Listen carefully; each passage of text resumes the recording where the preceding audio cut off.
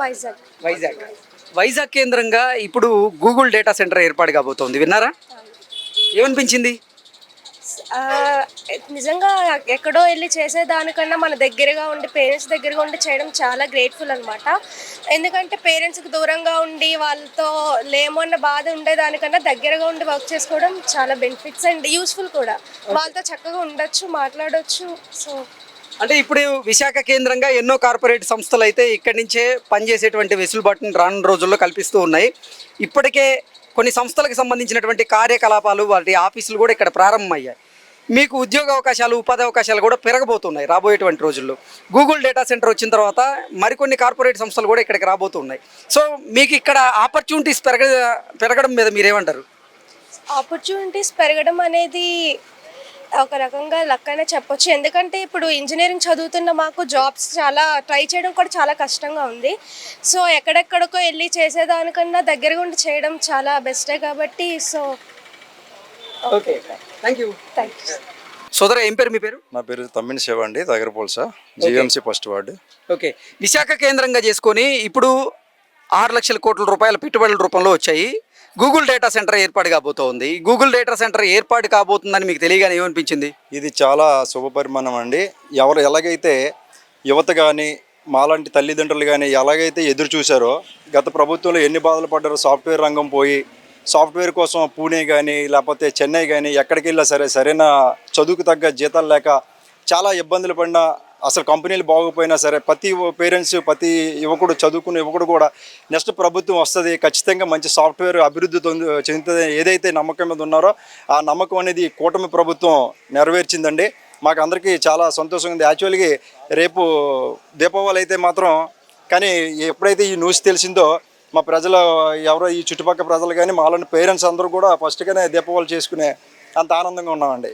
Okay, ముఖ్యంగా మీరు చెప్పినట్లుగా ఇప్పటి వరకు అంటే ఉద్యోగ అవకాశాల కోసం ఇక్కడ విద్యార్థులు కూడా పక్క రాష్ట్రాలకు వెళ్లాల్సినటువంటి పరిస్థితి ఉండేది, తల్లిదండ్రులకు దూరంగా ఉండాల్సినటువంటి పరిస్థితి ఉండేది. కానీ ఈ గూగుల్ డేటా సెంటర్తో పాటుగా మరికొన్ని కార్పొరేట్ సంస్థలు కూడా విశాఖ కేంద్రంగా పెట్టుబడులు పెట్టేందుకు సిద్ధమవుతూ ఉన్నాయి. అవి కనుక పూర్తయితే నిజంగా మీ పిల్లలు మీ దగ్గర నుంచే ఉద్యోగాలు చేసుకునేటువంటి పరిస్థితి ఉంటుంది కదా, అది అసలు ఎలా అనిపిస్తుంది మీకు? ఇప్పుడు గూగుల్ డేటా అనేది అది చిన్నదేం కాదు సార్. ప్రపంచ పటంలోనే విశాఖపట్నం గూగుల్ సెంటర్ ఎక్కడ ఉందో అది ఈరోజు కనిపించే స్థాయిలో ఉంది. అలాంటి గూగుల్ సంస్థ వచ్చినప్పుడు అనేక రకాల సంస్థలు వస్తాయని అందరికీ నమ్మకం ఉంది. తర్వాత ఏంటంటే మా పిల్లలు ఇంజనీరింగ్ చేసి ఎక్కడికో వెళ్తారని మేము వెయిట్ చేసే సందర్భంలో ఈ గూగుల్ డేటా రావడం నిజంగా చెప్తున్నా చాలా ఆనందంగా ఉంది. చాలా మా దగ్గరలో ఉంటారు, మంచి శాలరీ ఉంటుంది, మంచి భవిష్యత్తు ఉంటుంది. అలాగే ఈ చుట్టుపక్కల పరిసర ప్రాంతాలు కూడా ఈ గూగుల్ డేటా ఆనందపురం, ఆ తొరలివాడు అనేసరికి కూడా అక్కడ ఏవేవో కొద్దిగా రియల్ ఎస్టేట్ కానీ ఏదైనా కొద్దిగా హడావిడి అంతా ఉందని చెప్పి చాలామంది దీనిగా ఉన్నారండి. ఓకే, చెప్పండి సార్. ఓవరాల్గా రాష్ట్ర వ్యాప్తంగా 12 లక్షల కోట్ల రూపాయల పెట్టుబడులు వస్తే కేవలం విశాఖకు మాత్రమే 6 లక్షల కోట్ల రూపాయల పెట్టుబడుల రూపంలో వచ్చాయి. అది తెలియగానే ఏమనిపించింది? మాకు చాలా ఆనందంగా ఉంది. కేవలం విశాఖకి అది రావడానికి కారణం ఏంటంటే బహుశా మా ఎమ్మెల్యే గంటా శ్రీనివాసరావు గారి గొప్పదని అనుకుంటాను. అలాగే ఏంటంటే ఏదైతే కూటమి ప్రభుత్వం ఇచ్చిన హామీ ప్రకారంగా పవన్ కళ్యాణ్ గారు అవుతాయని, తర్వాత నారా లోకేష్ గారు, చంద్రబాబు నాయుడు గారు అవుతాయని ఎన్నో రాష్ట్రాలు పోటీ పడినా, గూగుల్ సెంటర్ని తీసుకెళ్ళడానికి ఎన్నో రాష్ట్రాలు పోటీ పడినా పట్టుబట్టి మరి మన ఆంధ్ర రాష్ట్రానికి తీసుకురావడం మాకు చాలా ఆనందంగా ఉంది, చాలా సంతోషంగా ఉంది. అంటే రాష్ట్రాభివృద్ధి కోసం నిజంగా చంద్రబాబు నాయుడు గారు, లోకేష్ గారు, పవన్ కళ్యాణ్ గారు ఇలా గూగుల్ డేటా సెంటర్ని తీసుకొచ్చేటువంటి ప్రయత్నం చేస్తూ ఉంటే దీని మీద కూడా ఇప్పుడు ప్రతిపక్ష నేతలు కొంతమంది విష ప్రచారం చేస్తూ ఉన్నారు. గూగుల్ డేటా సెంటర్ ఇక్కడికి రావడం వల్ల ఉద్యోగ అవకాశాలు అంతగా ఉండవని, అలాగే నీటి కొరత వచ్చేటువంటి అవకాశం ఉందని, విద్యుత్ కొరత వచ్చేటువంటి అవకాశం ఉంది ఈ ప్రాంతవాసులకంటూ కూడా వాళ్ళు చెప్పేటువంటి ప్రయత్నం చేస్తున్నారు, దుష్ప్రచారం చేస్తూ ఉన్నారు. అది తెలియగానే ఏమనిపిస్తుంది మీకు? అంటే మీరే అంటున్నారు కదా సార్ దుష్ప్రచారం అండి. ఎందుకంటే వాళ్ళు ఏమీ చేయలేదు, వీళ్ళు కూడా ఏం చేయకుండా ఇంకా చెడగొట్టేద్దామని, వీళ్ళకి మంచి పేరు రాకుండా చెడగొడదామని ఇది తప్ప ఎక్కడో కూడా లేదు సార్. ఆ రోజు చంద్రబాబు నాయుడు గారు హైదరాబాద్ చేయడం వల్ల ఈరోజు ఎక్కడో ఉంది. ఎన్నాళ్ళ క్రితం చేసిన ఇప్పుడు కూడా ఏ ప్రభుత్వం వచ్చినా సరే అప్పుడు చంద్రబాబు నాయుడు గారు చేశారని అంటున్నారు. అంత అభివృద్ధి అవుతుంది కనుక దాన్ని చూడలేక ఈ ఏదైతే అపోజిషన్ పార్టీ ఉందో వాళ్ళు బురద జల్లే ప్రయత్నం తప్ప అదేం లేదండి. స్వామి మీ పేరు? నా పేరు చల్లిరెడ్డి స్వామి. ఓకే, ఎక్కడ మీది? రాజుల తాల్వలస గ్రామం అండి, భీమునిపట్నం మండలం, విశాఖపట్నం డిస్ట్రిక్ట్ అండి. ఓకే, విశాఖ కేంద్రంగా ఇప్పుడు 6 లక్షల కోట్ల రూపాయల వరకు పెట్టుబడి రూపంలో వచ్చాయి ఈ 15 నెలల కాలంలో. అలాగే ఇప్పుడు గూగుల్ డేటా సెంటర్ వస్తుంది కదా, మీకు తెలియగానే ఏమనిపించింది? నాకు చాలా సంతోషం అనిపించింది స్వామి.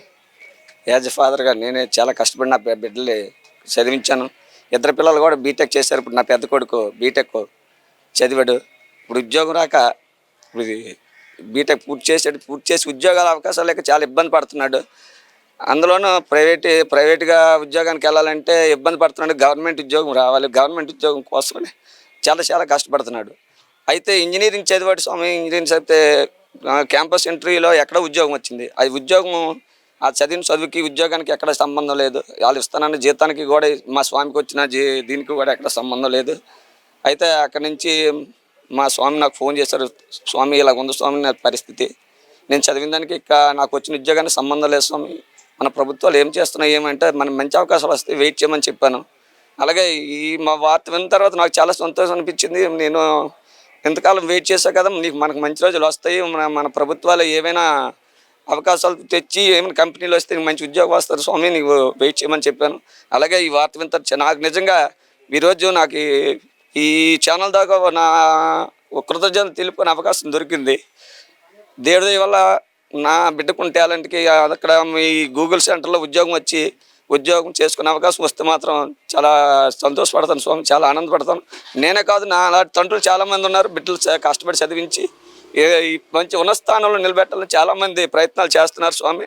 అలాంటి వాళ్ళందరికీ కూడా ఈ యొక్క అవకాశం చాలా ప్రభుత్వాలు కల్పించిన ఈ గూగుల్ డేటా సెంటర్ అవకాశం అంటే చాలా మంచి అవకాశం. నిజంగా నాలాంటి తల్లిదండ్రులు చాలామంది కూడా చాలా సంతోషపడతారు స్వామి. నిజంగా ఈ యొక్క అవకాశం వచ్చి బిడ్డలందరికీ కూడా, నా బిడ్డకే కాదు ప్రతి ఒక్క బీటెక్ చదువుకున్న స్టూడెంట్స్ అందరికీ కూడా, ఎందుకంటే పెద్ద చదువులు చదువుకొని ఈరోజు ఉద్యోగాల అవకాశాలు లేక ఫుడ్ సెంటర్లోను కానీ ఆటో డ్రైవర్లు కానీ చాలా ఇప్పుడు లేఅవుట్ల దగ్గర ఫ్లెక్సీలు పట్టుకుని నిలబడే స్థితిలో ఉంటున్నారు స్వామి. పెద్ద చదువులు చదువుకుని కూడా ఇలాంటి కంపెనీలు వచ్చి అభివృద్ధి చెంది మరి ఈ పెద్ద చదువుకున్న బీటెక్ ఇంజనీరింగ్ చదువుకున్న విద్యార్థులందరికీ కూడా ఉద్యోగాలు ఇస్తే చాలా సంతోషపడతానండి. ఇలాంటి అవకాశం మన జిల్లాకు రావడం చాలా సంతోషంగా ఉంది. అందుకు గాను నేను మన సీఎం గారికి నారా చంద్రబాబు నాయుడు గారికి, అలాగే శ్రీ లోకేష్ గారికి, అలాగే డిప్యూటీ సీఎం పవన్ కళ్యాణ్ గారికి నా యొక్క కృతజ్ఞతలు తెలుసుకుంటున్నానండి. అలాగే మన ఎమ్మెల్యే గారి గంటా శ్రీనివాసరావు కూడా ప్రత్యేకంగా ధన్యవాదాలు తెలియజేసుకుంటున్నాను స్వామి. ఓకే స్వామి, ఇప్పటి వరకు నిజంగా ఈ ప్రాంతంలో ఎవరైతే విద్యార్థులు విద్యను పూర్తి చేస్తున్నారో వారు ఉపాధి అవకాశాల కోసం కానీ ఉద్యోగ అవకాశాల కోసం కానీ హైదరాబాదో, చెన్నైయో, బెంగళూరు లేకపోతే ముంబైయో వెళ్లాల్సినటువంటి పరిస్థితి ఉండేది. కానీ ఈ గూగుల్ డేటా సెంటర్ ఏర్పాటైన తర్వాత ఎన్నో కార్పొరేట్ సంస్థలు కూడా ఇప్పుడు విశాఖలో పెట్టుబడులు పెట్టేందుకు సిద్ధమవుతూ ఉన్నాయి.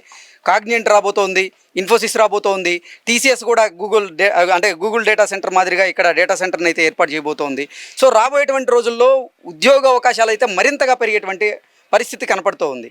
అది తెలియగానే అసలు ఏమనిపిస్తుంది మీకు? చాలా సంతోషం అనిపించింది స్వామి, చాలా సంతోషం. ప్రభుత్వం ఏదైనా అవనియండి, గవర్నమెంట్ మన ప్రభుత్వాలు ఏ ప్రభుత్వం అయినా కానీ మన యువత భవిష్యత్తు కోసమే పాటుపడాలి స్వామి. యువకులకు ఉద్యోగ అవకాశాలు కల్పించాలి. ఈరోజు యువకులు ఇది అభివృద్ధి చెందితేనే, ప్రభుత్వాలు అభివృద్ధి చేయిస్తేనే, యువకులకు ఉద్యోగాలు వస్తేనే రాష్ట్రాలు, తద్వారా దేశాలు కూడా, మన దేశం కూడా అభివృద్ధి పదంలోకి నడుస్తుందని నేను అభిప్రాయపడుతున్నాను స్వామి. ఓకే, అంటే నిజంగా రాష్ట్రాన్ని అభివృద్ధి బాటలో తీసుకువెళ్లేందుకు ఇప్పుడు ముఖ్యమంత్రి వర్యులు చంద్రబాబు గారు, అలాగే ఐటీ మినిస్టర్ నారా లోకేష్ గారు, ఉప ముఖ్యమంత్రి వర్యులు పవన్ కళ్యాణ్ గారు కూడా కృషి చేస్తూ ఉంటే ఈ గూగుల్ డేటా సెంటర్ను ఉద్దేశించి ఇప్పుడు ప్రతిపక్ష పార్టీలు కొన్ని ఆరోపణలు అయితే చేస్తూ ఉన్నాయి. ఈ గూగుల్ డేటా సెంటర్ రావడం వల్ల ఇక్కడ ఉద్యోగాలు రావని, అలాగే నీటి ఎద్దడి ఉండేటువంటి అవకాశం ఉందని, నీటి వినియోగం ఈ గూగుల్ డేటా సెంటర్ వల్ల పెరిగేటువంటి అవకాశం ఉందని, అలాగే విద్యుత్ వినియోగం కూడా పెరిగిద్ది, రాబోయేటువంటి రోజుల్లో నీటి కొరత, విద్యుత్ కొరత ఎదుర్కోక తప్పదు అంటూ వాళ్ళు చెప్తూ ఉన్నారు. అసలు మీకు అది అనిపిస్తుందా? దీనికి కాలమే సమాధానం చెప్తుందని నేను అభిప్రాయపడుతున్నాను స్వామి. Hi brother. Hi sir. ఏం పేరు మీ పేరు? తేజ సార్. ఏ ఊరు మీది? మాది తగరపల్స సార్. ఓకే, విశాఖపట్నం కేంద్రంగా ఇప్పుడు గూగుల్ డేటా సెంటర్ అయితే ఏర్పాటు చేయబోతోంది. ఏషియాలోనే బిగ్గెస్ట్ డేటా సెంటర్ అది.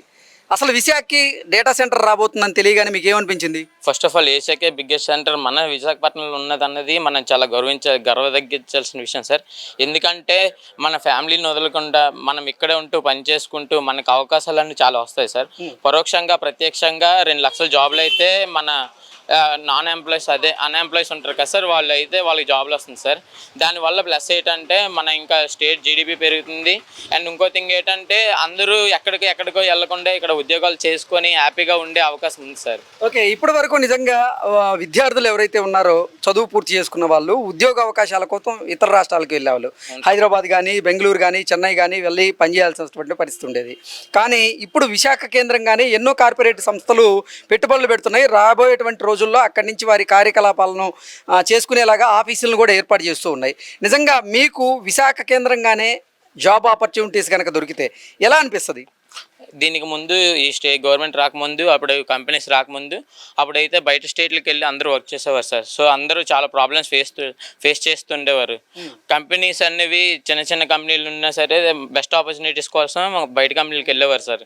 అలాంటిది ఇప్పుడు ఏంటంటే మనం ఎంత కష్టపడకుండా మనకు ఆ జాబ్ మన లోకల్లో దొరకడం అన్నది చాలా హ్యాపీగా ఫీల్ అయ్యే విషయం సార్. ఓకే, అంటే రాష్ట్రం మొత్తం మీద 12 లక్షల కోట్ల రూపాయల పెట్టుబడులు వస్తే విశాఖలోనే 6 లక్షల కోట్ల రూపాయలు పెట్టుబడుల రూపంలో వచ్చాయి. కేవలం డేటా సెంటర్ల రూపంలో పెట్టుబడులు 3 లక్షల కోట్లు వచ్చాయి. అది తెలియగానే ఏమనిపించింది బ్రదర్? చాలా సంతోషం అనిపించింది సార్. ఎందుకంటే ఎప్పుడూ లేనిది ఆసియాలోనే నెంబర్ 1 అంటే ఇంకా మనం ఇంకా గర్వంగా చెప్పుకోవడానికి ఏముంటుంది సార్. ఇంత పెట్టుబడులు రావడం ఇదే first time sir. Thank you. Okay sir, thank you.